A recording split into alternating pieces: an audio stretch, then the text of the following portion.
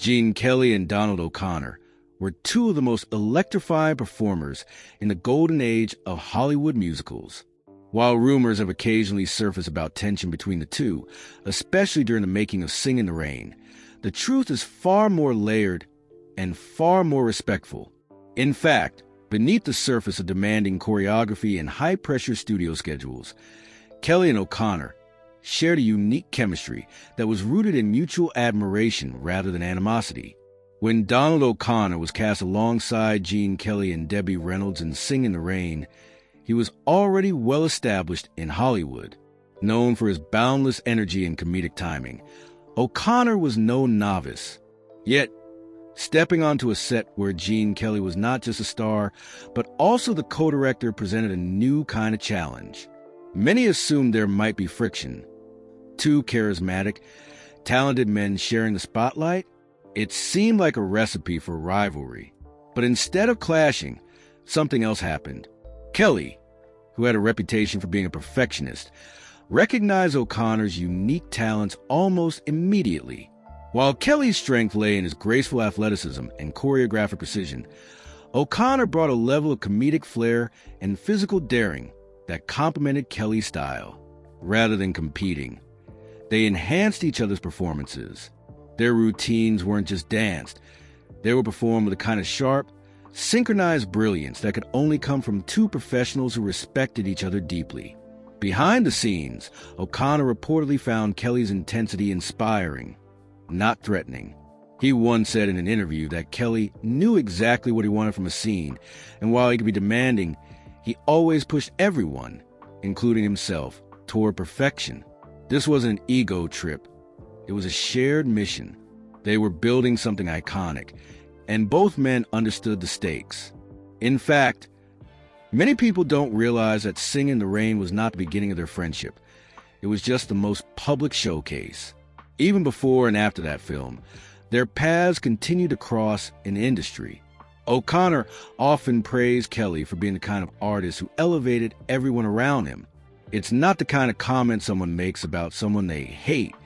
Still, the pressures of the set were intense, and the Hollywood rumor mill is always hungry for a feud. Stories of Kelly being harsh during rehearsals or overly critical of performances were often twisted into narratives of animosity. But as we'll see in the next section, there's a big difference between working under pressure and harboring real resentment. In the case of Kelly and O'Connor, what looked like tension was actually the fire that forged one of cinema's most iconic duos. But that's just the start of the story. The intensity behind the scenes would push both men to their limits, and what happened next would reveal even more about their dynamic. The set of Sing in the Rain wasn't your average Hollywood playground. It was a full-blown pressure cooker, and Gene Kelly was often at the center of that storm. Known for his artistic brilliance and choreographic innovation, Kelly demanded excellence, not just from himself, but from everyone around him. And that's where the tension with Donald O'Connor really began to simmer. Not from hatred, but from pressure.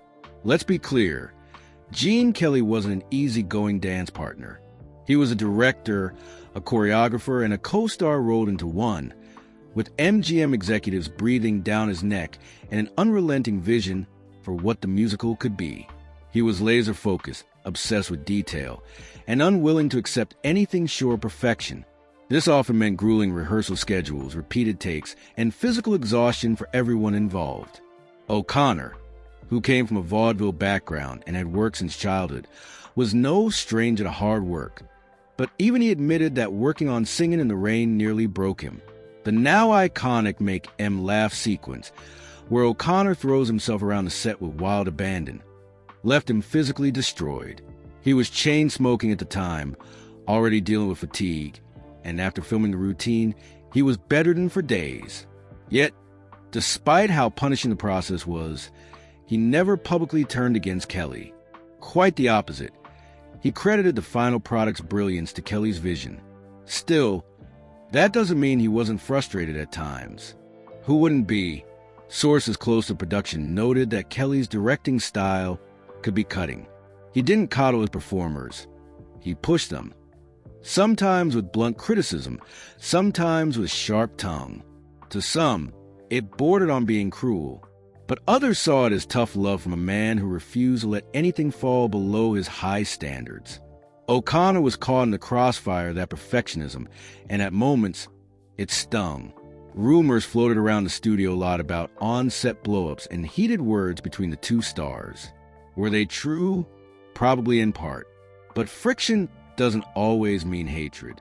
Often, it just means two passionate people are trying to do something extraordinary, and neither one is willing to back down. There's also a lesser-known angle. Kelly reportedly worried that O'Connor's show-stopping comedic numbers would overshadow his own choreography. It's a valid concern in a business where ego and image are everything. Even if Kelly didn't hate O'Connor, it's likely he felt the need to assert control, to keep the spotlight balanced. That tension, rooted in creative dominance rather than personal animosity, may have created distance between the two after filming ended. Still, neither man ever publicly feuded. In later interviews, O'Connor consistently spoke of Kelly's genius. Kelly, while less outwardly sentimental, never dismissed O'Connor's contribution to the film's success. The respect was real, even if it wasn't always warm. But this story isn't done unraveling yet. The real drama came after the cameras stopped rolling, when the applause faded, and the industry forced each man to carve out his own legacy.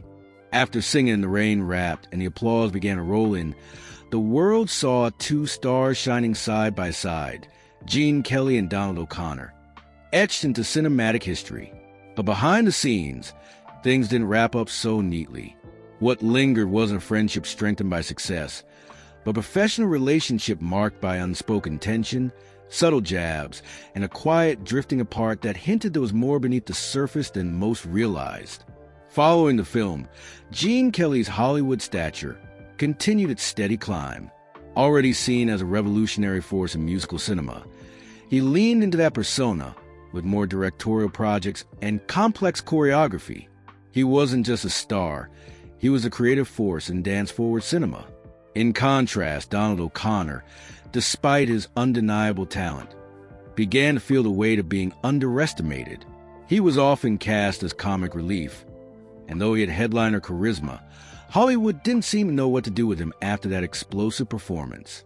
While they never publicly sparred, the tension was visible to those who paid close attention. O'Connor once mentioned in an interview that Kelly didn't particularly like sharing the screen. That one sentence, calm, almost offhand, spoke volumes. It hinted at Kelly's competitive streak and his discomfort with anyone stealing focus. Even for a moment, Kelly, known for being hands-on in everything from lighting to dance direction, wasn't the kind of artist who let go easily. O'Connor, with his loose, vaudevillian style and natural charm, was a different flavor entirely. Less intense, more spontaneous. And maybe that rubbed Kelly the wrong way. What complicated matters even more was how audiences responded. Make 'Em Laugh was arguably the most memorable number in the entire film. Not Kelly's dazzling dance in the rain, not the romantic duets, but O'Connor flinging himself through walls, balancing on props, and doing flips like a one-man circus. It got the loudest laughs, the longest applause.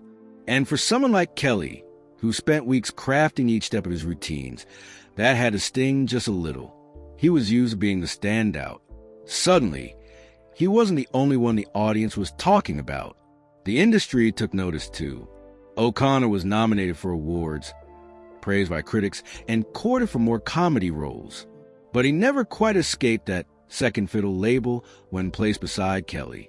It wasn't until decades later that fans and film historians began openly discussing how much of Singing in the Rain's magic came from O'Connor's brilliance, not just Kelly's command. Yet, perhaps the most telling piece of evidence came from their lack of collaboration afterward. Despite the film's legendary success, Kelly and O'Connor never reunited on screen. No sequels, no repairings, no cameos, nothing. In Hollywood, that silence can say more than a dozen interviews.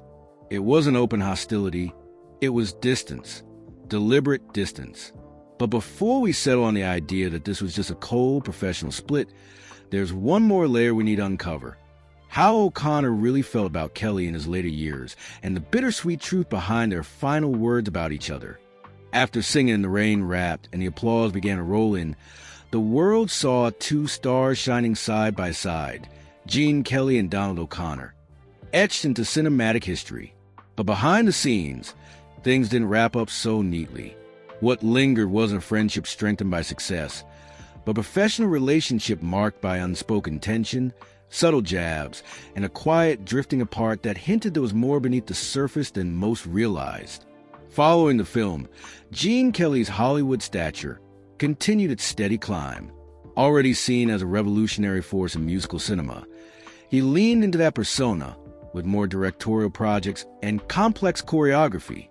He wasn't just a star, he was a creative force in dance-forward cinema. In contrast, Donald O'Connor, despite his undeniable talent, began to feel the weight of being underestimated. He was often cast as comic relief, and though he had headliner charisma, Hollywood didn't seem to know what to do with him after that explosive performance. While they never publicly sparred, the tension was visible to those who paid close attention. O'Connor once mentioned in an interview that Kelly didn't particularly like sharing the screen. That one sentence, calm, almost offhand, spoke volumes. It hinted at Kelly's competitive streak and his discomfort with anyone stealing focus. Even for a moment, Kelly, known for being hands-on in everything from lighting to dance direction, wasn't the kind of artist who let go easily. O'Connor, with his loose, vaudevillian style and natural charm, was a different flavor entirely. Less intense, more spontaneous. And maybe that rubbed Kelly the wrong way. What complicated matters even more was how audiences responded. Make 'Em Laugh was arguably the most memorable number in the entire film. Not Kelly's dazzling dance in the rain, not the romantic duets, but O'Connor flinging himself through walls, balancing on props, and doing flips like a one-man circus. It got the loudest laughs, the longest applause. And for someone like Kelly, who spent weeks crafting each step of his routines, that had to sting just a little. He was used to being the standout. Suddenly, he wasn't the only one the audience was talking about. The industry took notice too. O'Connor was nominated for awards, praised by critics, and courted for more comedy roles. But he never quite escaped that second fiddle label when placed beside Kelly. It wasn't until decades later that fans and film historians began openly discussing how much of Singing in the Rain's magic came from O'Connor's brilliance, not just Kelly's command. Yet, perhaps the most telling piece of evidence came from their lack of collaboration afterward. Despite the film's legendary success, Kelly and O'Connor never reunited on screen. No sequels, no repairings, no cameos, nothing. In Hollywood, that silence can say more than a dozen interviews. It wasn't open hostility, it was distance, deliberate distance. But before we settle on the idea that this was just a cold professional split, there's one more layer we need to uncover. How O'Connor really felt about Kelly in his later years, and the bittersweet truth behind their final words about each other. While the public image of classic Hollywood often conjures up glamour, grace, and golden age charm, the reality behind the curtain was far more cutthroat. Power plays, ego clashes, and territorial feuds were as much a part of the industry as the red carpets and flashing lights.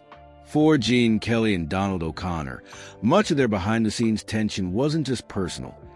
It was fueled by a larger system that encouraged competition and hierarchy, especially among male leads. Gene Kelly, by the early 1950s, wasn't just a star, he was a powerhouse. Not only did he headline films, but he also choreographed and, in some cases, co-directed them. He had pull at MGM and was seen as one of the studio's most valuable assets. With that status came a certain expectation, total creative control, and unmatched authority on set. Anyone who stepped into that orbit had two options: submit to his vision or be steamrolled by it. Donald O'Connor, despite his immense talent and success in the Francis, The Talking Mule series, didn't have that same power at MGM. He came from Universal and was loaned out for Singing in the Rain, which made him the outsider on a set where Kelly called the shots. This dynamic set the stage for an uneven working relationship from the start. Kelly reportedly viewed O'Connor as comic relief, someone there to support the lead rather than shine alongside him. But O'Connor's undeniable charisma and show-stealing performance in Make 'Em Laugh threw that hierarchy off balance. It didn't help that studio executives and audiences alike began to recognize O'Connor's scene-stealing capabilities. There was buzz at the time that O'Connor had outshone Kelly in some parts of the film, and while Kelly never commented directly, insiders noted a noticeable chill between the two after the movie's release. Hollywood thrives on image, and any threat to a major star's dominance, even a subtle one, could cause friction. There's also the matter of stylistic ego. Kelly was known for his seriousness and technical artistry. He choreographed routines like a general planning a military operation. O'Connor, by contrast, thrived on spontaneity, slapstick, and natural rhythm. He didn't over-rehearse. He felt the moment. That improvisational energy clashed with Kelly's tightly constructed approach. And in Hollywood, where clashing styles often mean clashing egos, the sparks were inevitable. Many who worked on Singing in the Rain remained tight-lipped about the specifics, but whispers linger for decades. Some crew members mentioned that rehearsals between Kelly and O'Connor could grow tense, with Kelly pushing for more control and O'Connor struggling to maintain his own artistic space. And while both remained professional, the underlying tension was palpable. In the broader context of Hollywood politics, Kelly may have seen O'Connor as both a necessary component of the film and an uninvited wild card. And for O'Connor, being brought in only to be treated as second tier didn't sit right, especially when he knew he was contributing just as much magic to the screen. But the political fallout didn't end there, because when it came time for awards, recognition, and long-term legacy, one man was celebrated while the other quietly faded from the spotlight. And the reasons behind that might surprise you. After Singing in the Rain wrapped and became the legendary film it is today, the paths of Gene Kelly and Donald O'Connor sharply diverged, and not just in terms of fame. What played out in the years that followed hinted at deeper, unresolved tension between the two men.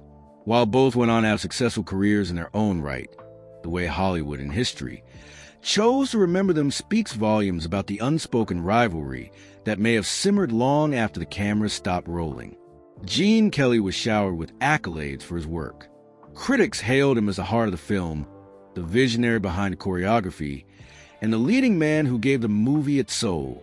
He became synonymous with elegance, control, and perfectionism in dance. Hollywood loved him. Studios continued to offer him projects, and retrospectives decades later still cite him as one of the greatest dancers of all time. But for Donald O'Connor, the aftermath was different. Despite his jaw-dropping performance in Singing in the Rain, particularly the now iconic Make 'Em Laugh routine, which was executed in one take after he collapsed from exhaustion, O'Connor never fully received the credit many believed he deserved. There were no major awards for him. No directorial opportunities followed, and no long-term contracts with MGM were extended. In fact, he went back to Universal, returning to the less artistically fulfilling but financially successful franchise, the Talking Mule franchise. Behind the scenes, rumors swirled that Kelly had subtly influenced how O'Connor was treated by the studio system. Nothing overt, of course. Kelly was too smart for that. But whispers of private comments, offhand dismissals of O'Connor's talent, or backhanded compliments meant to position him as merely a comedic sidekick began to circulate. Whether these were based in truth or not, they stuck. And for O'Connor, who had proven he could match, even outshine, one of Hollywood's most revered talents, it was a bitter pill to swallow. In interviews years later, O'Connor rarely spoke ill of Kelly, but there was always a subtle tone of disappointment. He once remarked that working with Kelly was both an honor and a challenge, carefully choosing his words. Those who knew O'Connor will claim that he often felt overlooked and underappreciated, particularly given how many fans still remembered Singing in the Rain as his most dazzling performance. Kelly, on the other hand, maintained a more stoic public demeanor. He didn't offer much praise for O'Connor, nor did he ever publicly address the dynamics on set. In his later years, he continued to be celebrated as a pioneer of dance on film, while O'Connor's legacy often remained overshadowed. Despite the undeniable magic he brought to the screen, the silence between the two became its own kind of statement. No reunions, no collaborations, no nostalgic interviews recounting their shared glory. Just distance. And maybe, just maybe, resentment. But that's not where the story truly ends, because the modern reassessment of these Hollywood legends has flipped the narrative in surprising ways. In the decades since Singin' in the Rain graced the silver screen, film historians and fans alike have begun to re-examine the dynamic between Gene Kelly and Donald O'Connor. And what's truly surprising, a growing number of viewers now believe O'Connor was the unsung hero of the film, a sentiment that's sparking debate, sympathy, and a whole new legacy for the man once seen as just comic relief. It all starts with the sheer endurance and brilliance Donald O'Connor poured in to make M laugh. That routine wasn't just funny, it was physically punishing, demanding, and wildly creative. While Kelly was known for his perfectionism, O'Connor's performance was fueled by raw instinct and the kind of natural comedic timing you simply can't teach. Today, even seasoned dancers and choreographers marvel at how he pulled it off, and how little recognition he got for it at the time. This shift in perception is more than nostalgia. It's driven by a broader cultural reevaluation of how power dynamics worked in the golden age of Hollywood. In today's media landscape, audiences are more aware of how charisma and control behind the scenes often shaped who got credit and who got sidelined. When fans rewatch Singin' in the Rain, many now see a different story unfolding under the surface. A hard-working, immensely talented performer doing everything right, only to be overshadowed by the very person he helped make look good. Social media has only accelerated this reappraisal. TikTok clips, YouTube essays, and Twitter threads have dissected O'Connor's role in the film frame by frame, comparing his energy and commitment to that of Kelly. These platforms have given younger audiences a chance to engage with classic cinema through a fresh lens, one that often challenges the established hierarchy of praise. Interestingly, even critics have started to chime in. Film retrospectives and academic essays have highlighted how O'Connor's contributions were crucial to the film's tone and pace. Some argue without him, the film would have leaned too heavily into Kelly's perfectionism, losing the whimsical chaos that makes Singin' in the Rain so timeless. Others point to O'Connor's background in vaudeville and his ability to blend slapstick with genuine emotion as the secret ingredient that grounded the film. As for Kelly, his legacy remains intact, but less unassailable than it once was. In light of modern conversations about ego, collaboration, and humility, some now view his treatment of co-stars as emblematic of an era when leading men were allowed to dominate the spotlight, often at the expense of others' recognition. This shift doesn't erase Kelly's talent or impact, but it does add depth and even a hint of irony to his carefully curated public image. Meanwhile, Donald O'Connor is finally getting the flowers he long deserved. And yet, as powerful as this reappraisal is, the final twist in their story might be the most revealing moment of all. As time passed and the glare of Hollywood's golden lights dimmed for both Gene Kelly and Donald O'Connor, there came a moment many never expected. One final meeting that, while private, would later be whispered about among close colleagues and friends. For decades, their strained professional relationship had been buried beneath layers of interviews, award shows, and carefully scripted tributes. But that final encounter revealed something raw and unexpectedly human. It was the late 1980s. Well, after both stars had stepped out of the limelight, O'Connor had transitioned into occasional television appearances, while Kelly, older and slower, had become something of a revered elder statesman of dance. The two were invited to the same event, a tribute to classic musicals, hosted by a major studio. While it wasn't promoted as a reunion, insiders knew what it could mean. The first real, unscripted interaction between Kelly and O'Connor in over 20 years. Eyewitnesses said the air shifted the moment they saw each other. There was no dramatic confrontation, no stage embrace for the cameras. Instead, they reportedly sat together in a quiet corner, talking for over 30 minutes. What was said remains largely unknown, but one source close to the event claimed that O'Connor finally let Kelly know how he'd felt for years, about the treatment, the lack of recognition, and the pressure he endured to meet impossible standards on set. The source added that Kelly, surprisingly, didn't get defensive. In fact, he allegedly listened quietly, even nodding at times. For a man once known for his stubborn pride, this was a rare glimpse of humility.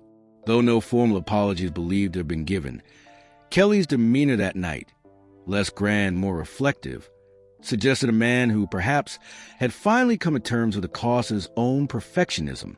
After the conversation, the two posed for a photo. It's one of the last public images of them together.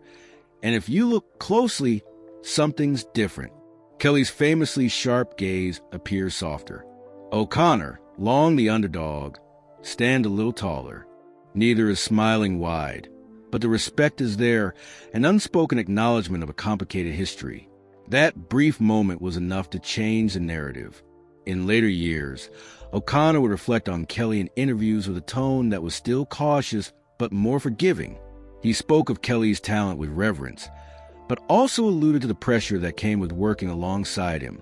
Kelly, meanwhile, rarely addressed the conversation, but his biographers noted a subtle shift in how he spoke of O'Connor, no longer just a comic foil, but a true partner in one of the greatest musicals of all time. Their final encounter didn't rewrite the past, but added a human note to a story that had often been overshadowed by ego and rivalry. It reminded fans and insiders alike that even legends carry regrets, and that sometimes, even late in life, it's possible to find a sense of peace, however quiet. And for those who've always loved Singing in the Rain, that last moment between Gene Kelly and Donald O'Connor might just be the most powerful scene of all. Looking back on the turbulent relationship between Gene Kelly and Donald O'Connor, it's clear their story is about much more than just Hollywood rivalry. It's a powerful reminder of the pressures and complexities that come with artistic genius, and how the pursuit of perfection can both create unforgettable magic and leave deep personal scars. Gene Kelly, with his groundbreaking vision and relentless drive, changed the face of musical film forever. His choreography, charisma, and perfectionism set a new standard that many aspired but few could match. Yet, that same perfectionism came with a cost, not only to himself but to those around him. The tension with Donald O'Connor wasn't simply a clash of personalities. It was a clash of expectations, ego, and the weight of enormous pressure. O'Connor's comedic brilliance and effortless charm were sometimes overshadowed by Kelly's intensity, leaving O'Connor feeling undervalued and constrained. But this story also reveals a different side of both men. Behind the glittering smiles and flawless performances were individuals navigating insecurity, rivalry, and a desire for recognition. Their final, private meeting years later showed a glimpse of humility and mutual respect that many didn't expect. It was a moment that humanized two legends and softened the harsh lines of their history. For fans and aspiring artists alike, there's a lesson here about the importance of empathy and communication in any creative collaboration. Even the greatest talents can struggle to coexist when egos clash and pressures mount. And sometimes, the stories behind the scenes are far more complicated than the perfect scenes on screen. In the end, Gene Kelly and Donald O'Connor's work together remains iconic. Their performances in Singing in the Rain continue to inspire generations, proving that even difficult relationships can produce extraordinary art. The tension and struggle behind the camera didn't erase the magic they created. If anything, it added layers of depth to their legacy. So when you watch those classic dance numbers and hear the joyful laughter, remember the human story behind the scenes. The rivalry, the pain, and the unexpected moment of understanding. It's a story that reminds us how flawed, passionate, and ultimately human even the brightest stars can be. And perhaps that's what makes their story truly unforgettable. Not just the art they left behind, but the very real emotions and challenges that shaped it.